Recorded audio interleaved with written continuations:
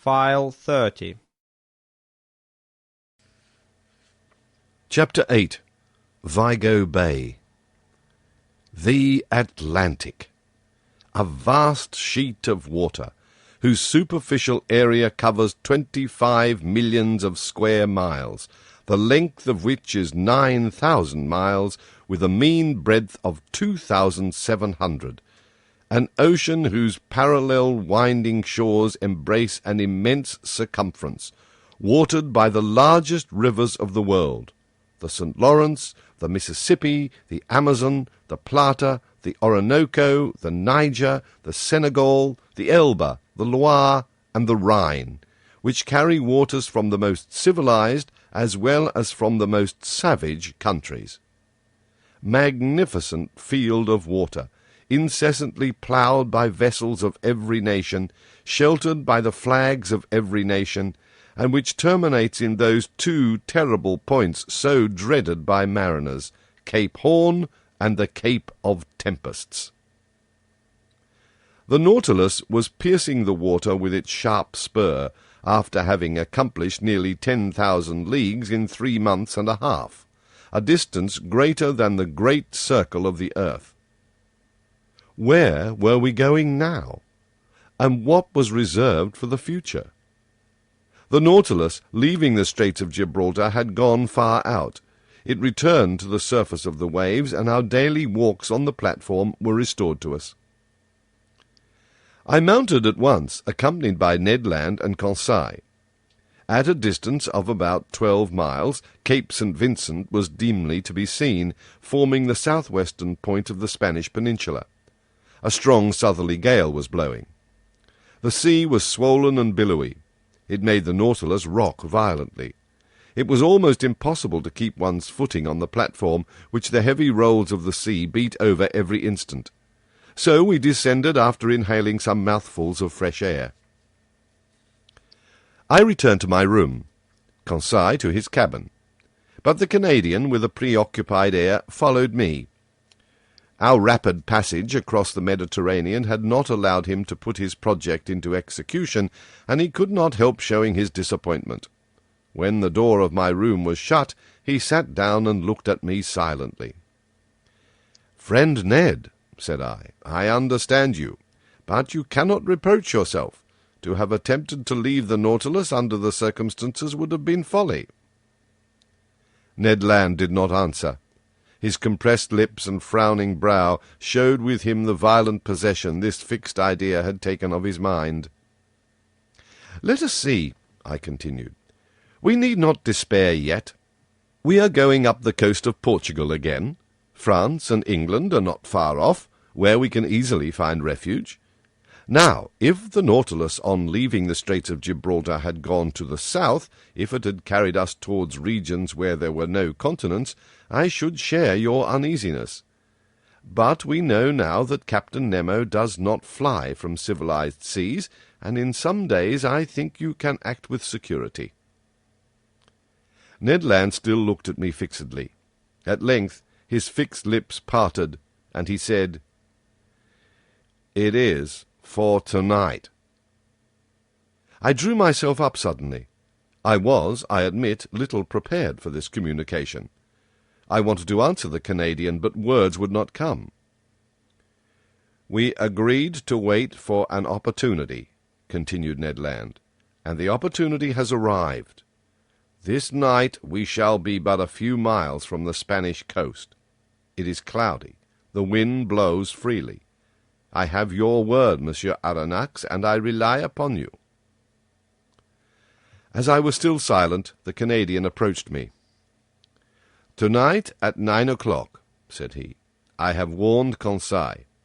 At that moment Captain Nemo will be shut up in his room, probably in bed. Neither the engineers nor the ship's crew can see us. Conseil and I will gain the central staircase, and you, Monsieur Aronnax, will remain in the library, 2 steps from us, waiting my signal. The oars, the mast, and the sail are in the canoe. I have even succeeded in getting in some provisions. I have procured an English wrench to unfasten the bolts which attach it to the shell of the Nautilus. So, All is ready. Till tonight. The sea is bad. That I allow, replied the Canadian, but we must risk that. Liberty is worth paying for. Besides, the boat is strong, and a few miles with a fair wind to carry us is no great thing. Who knows but by tomorrow we may be 100 leagues away. Let circumstances only favour us, and by 10 or 11 o'clock we shall have landed on some spot of terra firma, alive or dead. But adieu now till tonight. With these words the Canadian withdrew, leaving me almost dumb. I had imagined that, the chance gone, I should have time to reflect and discuss the matter. My obstinate companion had given me no time, and after all, what could I have said to him? Ned Land was perfectly right. There was almost the opportunity to profit by. Could I retract my word, and take upon myself the responsibility of compromising the future of my companions? Tomorrow Captain Nemo might take us far from all land. At that moment a rather loud hissing told me that the reservoirs were filling, and that the Nautilus was sinking under the waves of the Atlantic. A sad day I passed, between the desire of regaining my liberty of action and of abandoning the wonderful Nautilus and leaving my submarine studies incomplete. What dreadful hours I passed thus, sometimes seeing myself and companions safely landed, sometimes wishing, in spite of my reason, that some unforeseen circumstances would prevent the realization of Ned Land's project. Twice I went to the saloon. I wished to consult the compass. I wished to see if the direction of the Nautilus was bringing us nearer or taking us farther from the coast. But no, the Nautilus kept in Portuguese waters. I must therefore take my part and prepare for flight. My luggage was not heavy, my notes nothing more. As to Captain Nemo, I asked myself what he would think of our escape, what trouble, what wrong it might cause him, and what he might do in case of its discovery or failure. Certainly I had no cause to complain of him. On the contrary, never was hospitality freer than his. In leaving him I could not be taxed with ingratitude. No oath bound us to him. It was on the strength of circumstances he relied, and not upon our word, to fix us for ever. I had not seen the captain since our visit to the island of Santorin. Would chance bring me to his presence before our departure? I wished it, and I feared it at the same time. I listened if I could hear him walking in the room contiguous to mine. No sound reached my ear. I felt an unbearable uneasiness. This day of waiting seemed eternal. Hours struck too slowly to keep pace with my impatience. My dinner was served in my room as usual. I ate but little. I was too preoccupied. I left the table at 7 o'clock. 120 minutes, I counted them, still separated me from the moment in which I was to join Ned Land. My agitation redoubled. My pulse beat violently. I could not remain quiet. I went and came, hoping to calm my troubled spirit by constant movement. The idea of failure in our bold enterprise was the least painful of my anxieties, but the thought of seeing our project discovered before leaving the Nautilus, of being brought before Captain Nemo, irritated, or, what was worse, saddened at my desertion, made my heart beat. I wanted to see the saloon for the last time. I descended the stairs and arrived in the museum, where I had passed so many useful and agreeable hours. I looked at all its riches, all its treasures, like a man on the eve of an eternal exile, who was leaving never to return. These wonders of nature, these masterpieces of art, amongst which for so many days my life had been concentrated, I was going to abandon them for ever. I should like to have taken a last look through the windows of the saloon into the waters of the Atlantic, but the panels were hermetically closed, and a cloak of steel separated me from that ocean which I had not yet explored. In passing through the saloon, I came near the door, let into the angle, which opened into the captain's room. To my great surprise, this door was ajar. I drew it back involuntarily. If Captain Nemo should be in his room, he could see me. But, hearing no noise, I drew nearer. The room was deserted. I pushed open the door and took some steps forward. Still the same monk-like severity of aspect. Suddenly the clock struck 8. The first beat of the hammer on the bell awoke me from my dreams. I trembled as if an invisible eye had plunged into my most secret thoughts, and I hurried from the room. There my eye fell upon the compass. Our course was still north. The log indicated moderate speed, the manometer a depth of about 60 feet. I returned to my room, clothed myself warmly, sea boots, an otterskin cap, a great coat of byssus, lined with sealskin. I was ready. I was waiting. The vibration of the screw alone broke the deep silence which reigned on board. I listened attentively. Would no loud voice suddenly inform me that Ned Land had been surprised in his projected flight? A mortal dread hung over me, and I vainly tried to regain my accustomed coolness. At a few minutes to 9, I put my ear to the captain's door. No noise. I left my room and returned to the saloon, which was half in obscurity, but deserted. I opened the door communicating with the library. The same insufficient light, the same solitude. I placed myself near the door leading to the central staircase, and there waited for Ned Land's signal. At that moment the trembling of the screw sensibly diminished. Then it stopped entirely. The silence was now only disturbed by the beatings of my own heart. Suddenly a slight shock was felt, and I knew that the Nautilus had stopped at the bottom of the ocean. My uneasiness increased. The Canadian signal did not come. I felt inclined to join Ned Land and beg of him to put off his attempt. I felt that we were not sailing under our usual conditions. At this moment the door of the large saloon opened, and Captain Nemo appeared. He saw me, and without further preamble began in an amiable tone of voice, "Ah, sir, I have been looking for you. Do you know the history of Spain?" Now, one might know the history of one's own country by heart, but in the condition I was at the time, with troubled mind and head quite lost, I could not have said a word of it. "Well," continued Captain Nemo, "you heard my question. Do you know the history of Spain?" "Very slightly," I answered. "Well, here are learned men having to learn," said the captain.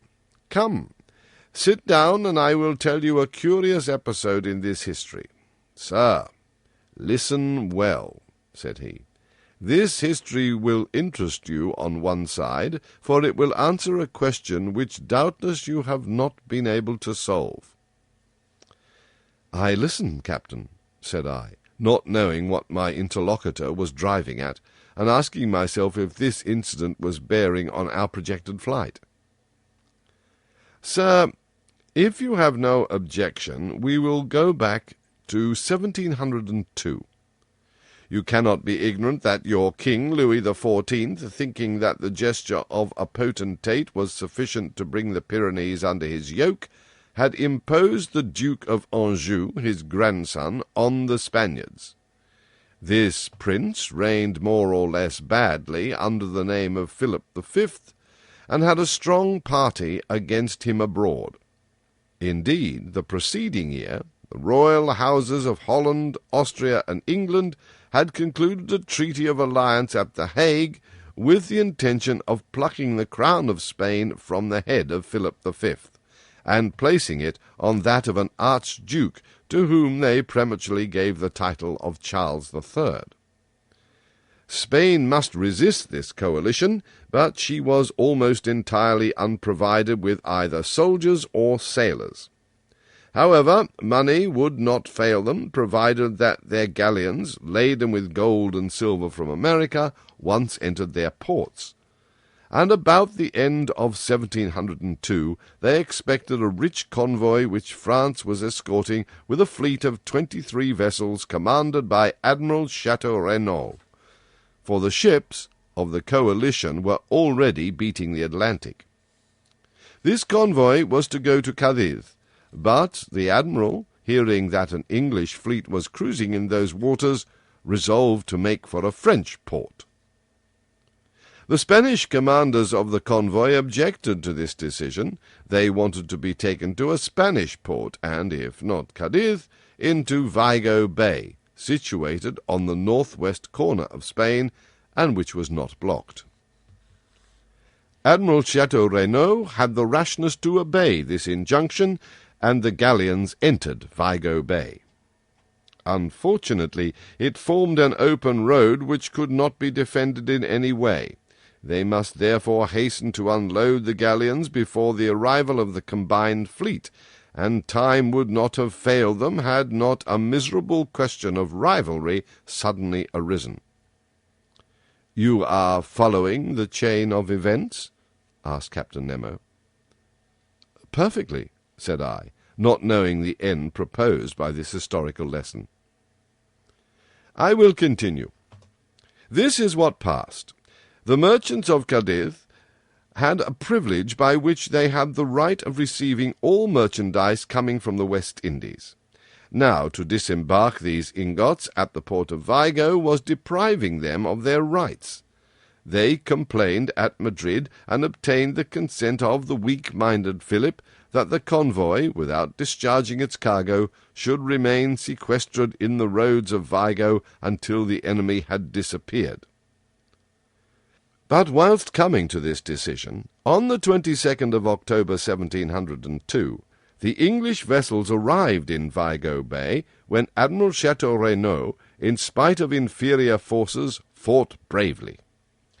But seeing that the treasure must fall into the enemy's hands, he burnt and scuttled every galleon which went to the bottom with their immense riches. Captain Nemo stopped. I admit I could not yet see why this history should interest me. "Well?" I asked. "Well, Monsieur Aronnax," replied Captain Nemo, "we are in that Vigo Bay, and it rests with yourself whether you will penetrate its mysteries." The captain rose, telling me to follow him. I had had time to recover. I obeyed. The saloon was dark, but through the transparent glass the waves were sparkling. I looked. For half a mile around the Nautilus the waters seemed bathed in electric light. The sandy bottom was clean and bright. Some of the ship's crew in their diving dresses were clearing away half-rotten barrels and empty cases from the midst of the blackened wrecks. From these cases and from these barrels escaped ingots of gold and silver, cascades of piastres and jewels. The sand was heaped up with them. Laden with their precious booty, the men returned to the Nautilus, disposed of their burden, and went back to this inexhaustible fishery of gold and silver. I understood now. This was the scene of the battle of the 22nd of October, 1702. On this very spot the galleons laden for the Spanish government had sunk. Here Captain Nemo came, according to his wonts, to pack up those millions with which he burdened the Nautilus. It was for him and him alone America had given up her precious metals. He was heir direct, without anyone to share, in those treasures torn from the Incas and from the conquered of Ferdinand Cortez. "Did you know, sir," he asked, smiling, "that the sea contained such riches?" "I knew," I answered, "that they value the money held in suspension in these waters at 2 millions. "Doubtless. But to extract this money the expense would be greater than the profit. Here, on the contrary, I have but to pick up what man has lost, and not only in Vigo Bay, but in 1,000 other spots where shipwrecks have happened, and which are marked on my submarine map. Can you understand now the source of the millions I am worth?" "I understand, Captain, but allow me to tell you that in exploring Vigo Bay you have only been beforehand with a rival society." "And which?" "A society which has received from the Spanish government the privilege of seeking these buried galleons. The shareholders are led on by the allurement of an enormous bounty, for they value these rich shipwrecks at 500 millions. 500 millions they were," answered Captain Nemo, "but they are so no longer." "Just so," said I, "and a warning to those shareholders would be an act of charity. But who knows if it would be well received?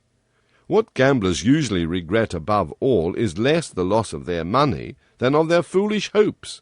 After all, I pity them less than the thousands of unfortunates to whom so much riches well distributed would have been profitable, whilst for them they will be forever barren." I had no sooner expressed this regret than I felt that it must have wounded Captain Nemo. "Barren!" he exclaimed with animation. "Do you think, then, sir, that these riches are lost because I gather them? Is it for myself alone, according to your idea, that I take the trouble to collect these treasures? Who told you that I did not make a good use of it? Do you think I am ignorant that there are suffering beings and oppressed races on this earth, miserable creatures to console, victims to avenge? Do you not understand?" Captain Nemo stopped at these last words, regretting perhaps that he had spoken so much. But I had guessed that whatever the motive which had forced him to seek independence under the sea, it had left him still a man, that his heart still beat for the sufferings of humanity, and that his immense charity was for oppressed races as well as individuals. And I then understood for whom those millions were destined, which were forwarded by Captain Nemo when the